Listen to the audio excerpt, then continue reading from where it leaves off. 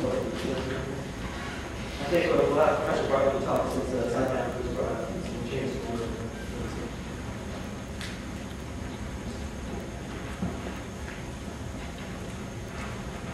My talk will probably be just a little bit different. As I'm going to talk about the institution of apartheid or segregation and somewhat how it works. A little bit in the land territories and other places. I'm going to give you a little background on the development of apartheid in South Africa, and then a little bit on how South Africa is apartheid in Egypt, and then make some parallels with the United States, and finally some parallels with what's going on in the Middle East. Both the Dutch and the English, can y'all hear me? All right. I didn't even realize I had it.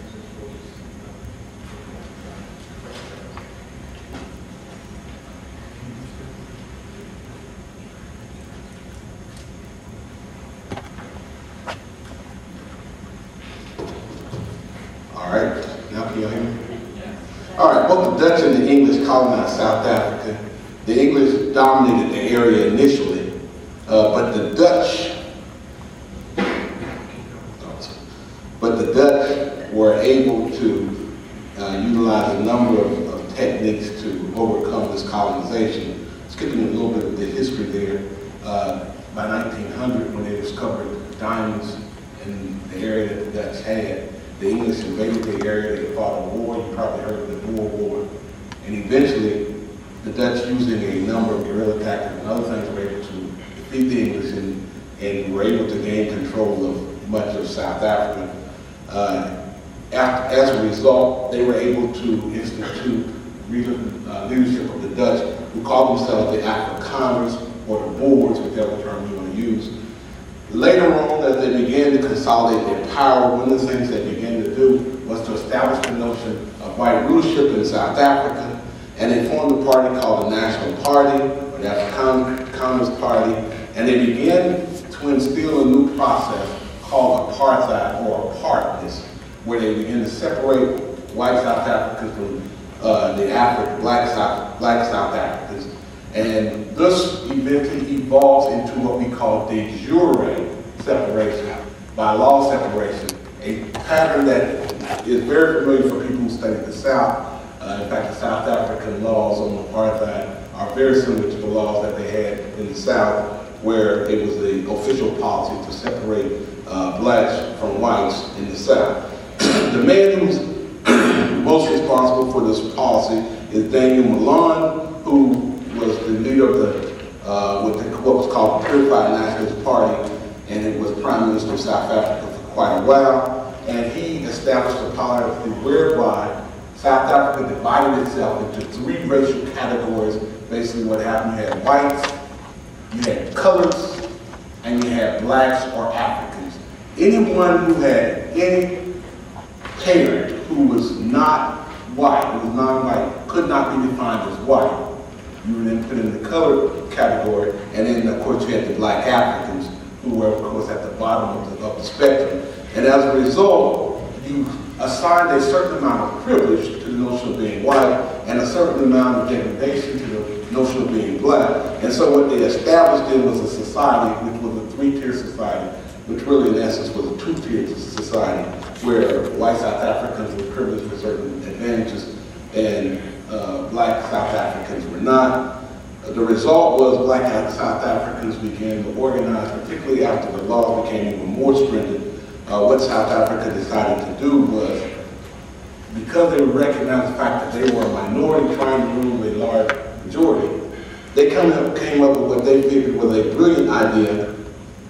They created homelands in South Africa, where they gave the black South Africans citizenship in these homelands, which then separated them from citizenship in South Africa in a strange way, which allowed these black South Africans in these homelands to exercise some of the political freedoms, to have some of the rights in these homelands, but they did not have the same rights in South Africa. They then assigned them things like passbooks, which had the photo, which had the fingerprint, and then explained why you would ever be in a white area and not in the area that you had been assigned to. So in other words, they regulated the lives of the black South Africans in such a way that they had virtually robbed them of the notion of citizenship in South Africa. The result of this was the black South Africans responded with a period of violence and other things which were designed to alleviate some of these problems and reinstitute them into the life of being a South African. Most people know Nelson Mandela and his struggle. Nelson Mandela, who originally was a proponent of violence and was part of an organization that participated in violence. But one of the things that was most impressive as I move on was the white South Africans offered Nelson Mandela on several occasions, they offered him an opportunity to leave prison and be freed. And he wrote a letter, one of the more important pieces of the literature he wrote while in prison, was a letter explaining to his daughter why, even though he loved her, he loved his freedom much more. Now, I talk about that to get to what I really want to talk about, and that is, just for a few seconds, how this notion of apartheid works. Apartheid, every time you use the word apartheid, you know you're using a politically charged word. And when President Carter, former President Jimmy Carter, wrote his book, Palestine, Peace or Apartheid, I think he understood how powerful how powerful the word he was using. And I think a lot of people misinterpret what President Carter was saying. What President Carter in essence was saying was that we had a choice as far as Palestine was concerned. For most of Israel, they had this choice of either establishing a system of apartheid, which was very similar to the system of apartheid established in South Africa, or they had a choice of peace, which is a negotiated peace. You've heard a lot of talk about the two-state solution. And what we have now, what is going on now in what we call the Middle East, is a situation where the Israelis and the Palestinians are battling over land that they've been battling over for a long time. Now, I just want to do a quick announcement of what Israel is today. Today, the nation of Israel, and these are the statistics I was able to find from the CIA World Book, a nation of about 7.2 million people, but they are people who live in Israel, people who have citizenship, even Arabs, in theory have equal rights and equal citizenship. They're allowed to vote in all local and national elections. Their religious holidays are respected. Other parts of their life are also respected. They have the same rights and privileges and responsibilities of every other citizen, except for the fact that Arabs are not it's not compulsory that they have to serve in the military. There is some ongoing discrimination that is, people call it de facto discrimination that goes on.